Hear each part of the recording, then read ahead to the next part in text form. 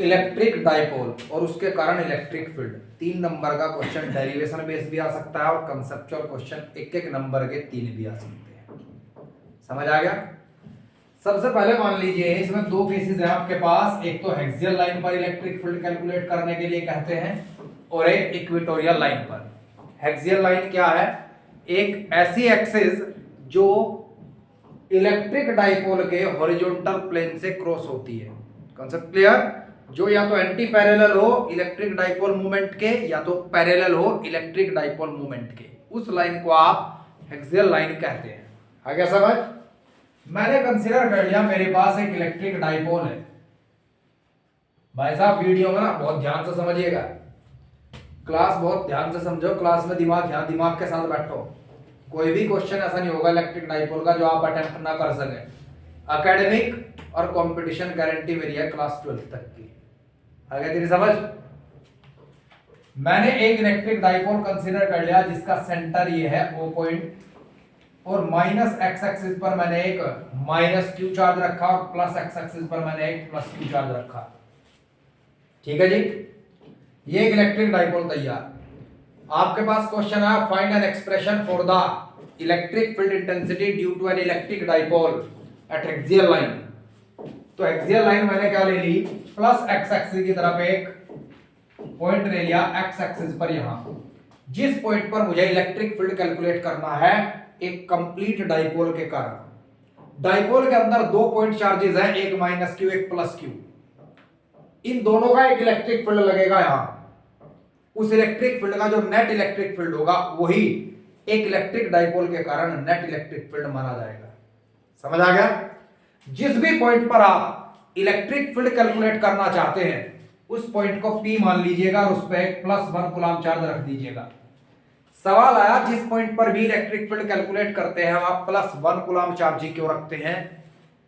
+1 coulomb charge को एक test charge माना जाता है और +1 एक ऐसी फिजिकल क्वांटिटी है, एक ऐसी डिजिट है जिसके मल्टीप्लाई आप किसी के भी साथ कर दें पूरी मल्टीप्लिकेशन पर कोई इफेक्ट नहीं पड़ता। आगे समझ? माना जाता है कि Q की वैल्यू माइनस Q और प्लस Q की वैल्यू +1 कूलम चार्ज से बहुत ज्यादा है। समझ गया आप मेरी बात? अब ध्यान दें, जिस पॉइंट पर इलेक्ट्रिक फील्ड कैलकुलेट करना है उस पॉइंट पर मैंने +1 कूलम चार्ज रखा और वहां तक की दूरी डाइपोल के सेंटर से मैंने x कंसीडर कर ली। Minus Q charge A point पर रखा है, plus Q charge B point पर रखा है। तो B से लेकर P तक की जो दूरी होगी इस A को आप सब्सट्रैक्ट कर देंगे। कल मैंने बताया था आपको ये दूरी A मान लेंगे आप सिंपलिसिटी के लिए और ये दूरी A मान लेंगे। अब यहां से लेकर के यहां तक की दूरी किसके बराबर होगी? x minus a। ये डिस्टेंस है मेरे पास dp और यहां से लेकर यहां तक की दूरी किसके बराबर होगी? x plus a। ये डिस्टेंस मेरे पास आया a। Concept clear? जो इलेक्ट्रिक फील्ड इंटेंसिटी का फॉर्मूला होता है E is equals to 1/4 pi epsilon naught. 1/4 pi epsilon naught को डेरिवेशन में मैं लिखूंगा K Q upon R square. R square की जगह एक बार आप इसके स्क्वायर को रखेंगे, एक बार इसके स्क्वायर को लिखेंगे। अगर इसके कारण आप इलेक्ट्रिक फील्ड निकालते हैं तो ये डिस्टेंस, अगर इसके कारण आप इलेक्ट्रिक फील्ड B पॉइंट पर निकालते हैं तो ये डिस्टेंस। Concept clear? 100% समझ आ गया? पक्का? ठीक है जी। अब ध्यान देंगे आप, मुझे कैलकुलेट करना है इसके कारण यहां electric field plus charge plus Q charge इस +1 कूलम चार्ज के ऊपर रिपल्सिव फोर्स लगाएगा, इलेक्ट्रोस्टैटिक रिपल्सिव, जिसके कारण रिपल्शन होगा और आउटवर्ड डायरेक्शन में इसका इलेक्ट्रोस्टैटिक फोर्स लगेगा। मैंने कल आपको बताया था इलेक्ट्रोस्टैटिक फोर्स की डायरेक्शन में ही हमेशा इलेक्ट्रिक फील्ड की डायरेक्शन होती है। तो इलेक्ट्रिक फील्ड भी +2 चार्ज के कारण इसी डायरेक्शन में होगा। Concept clear?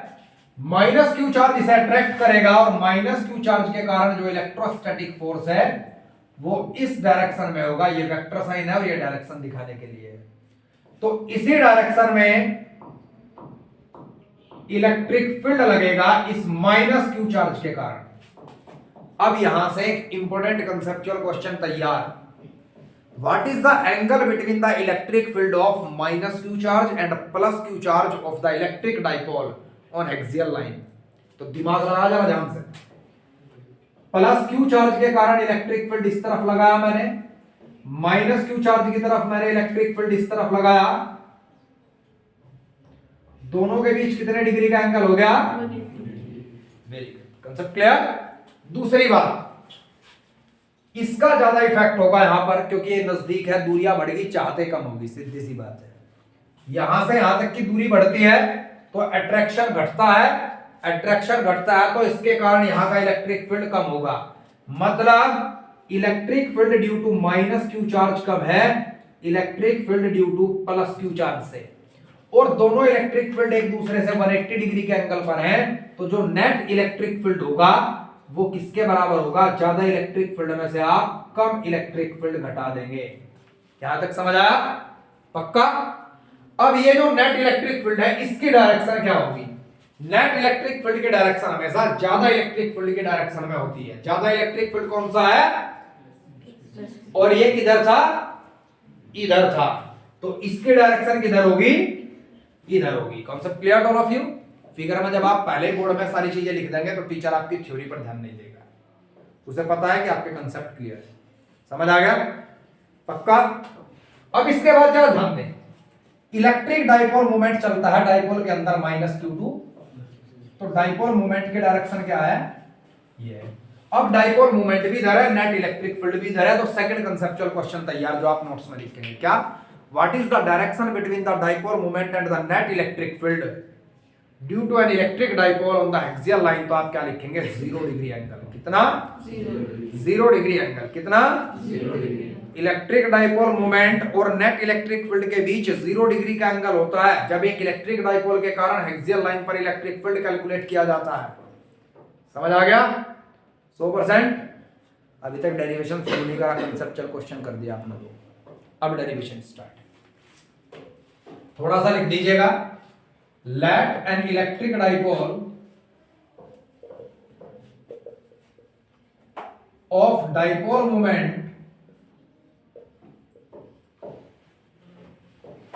P vector. मैंने एक इलेक्ट्रिक डाइपोल मान लिया जिसका डाइपोल मोमेंट क्या है? P vector. तो electric field intensity due to point charge,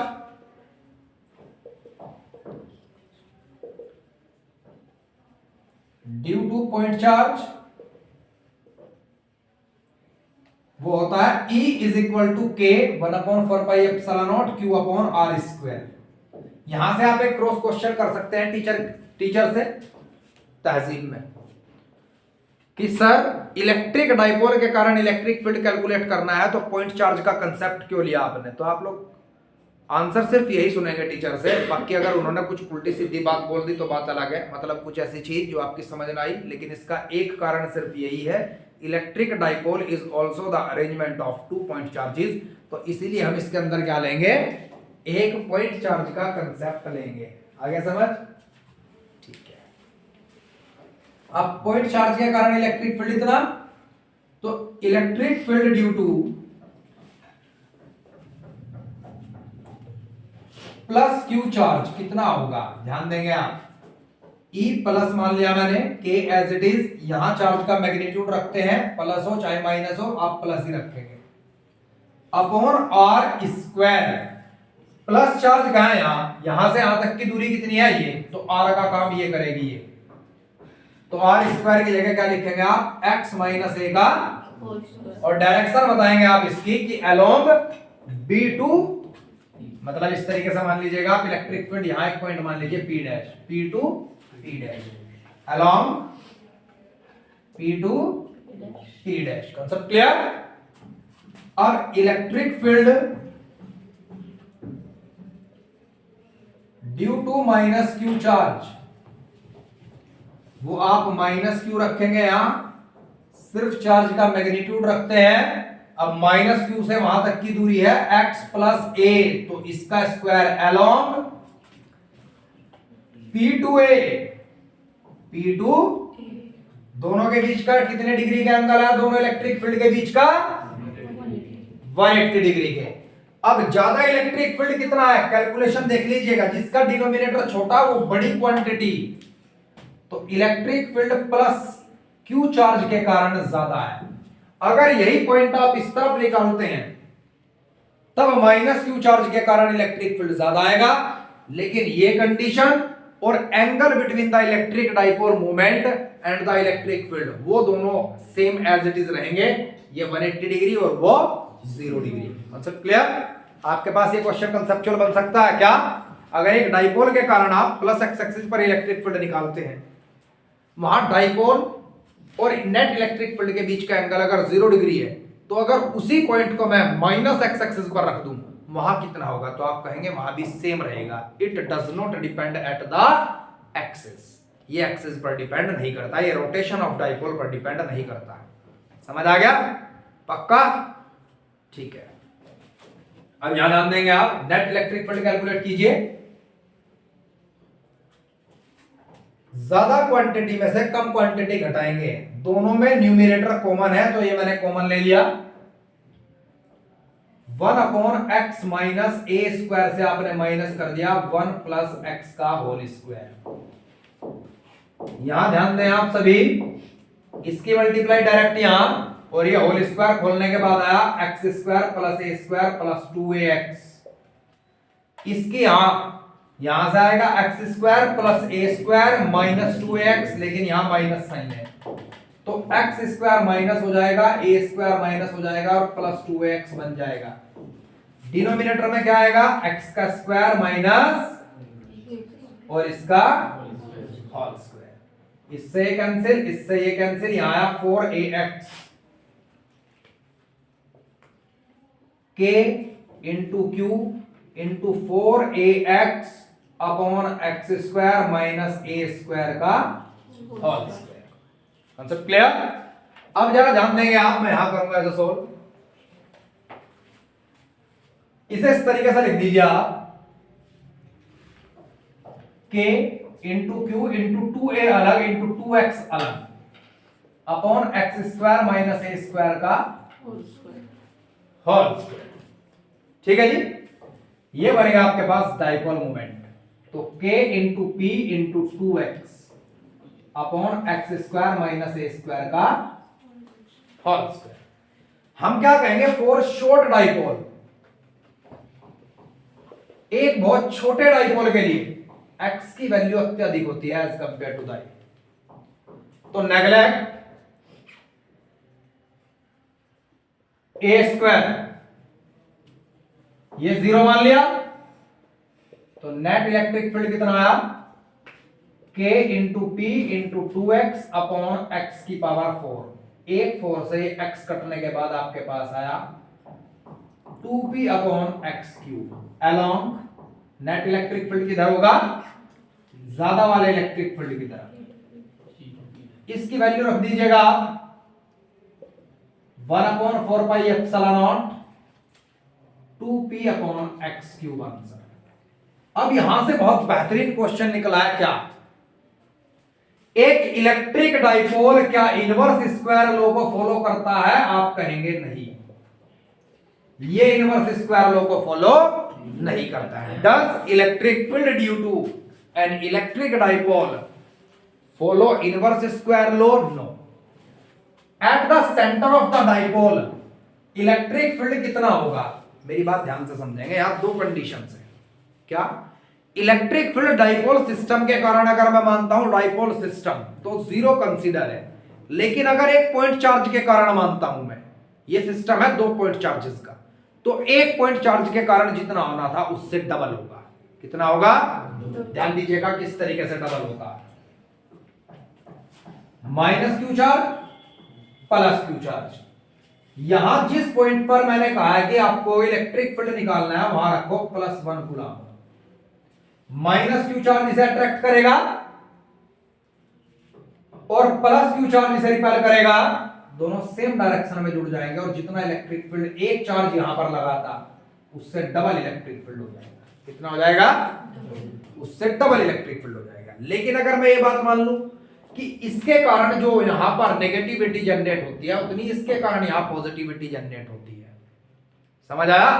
और नेट इलेक्ट्रिक पोटेंशियल डाइपोल के कारण एट द सेंटर जीरो बन जाता है। कितना बन जाता है? जीरो बन जाता है।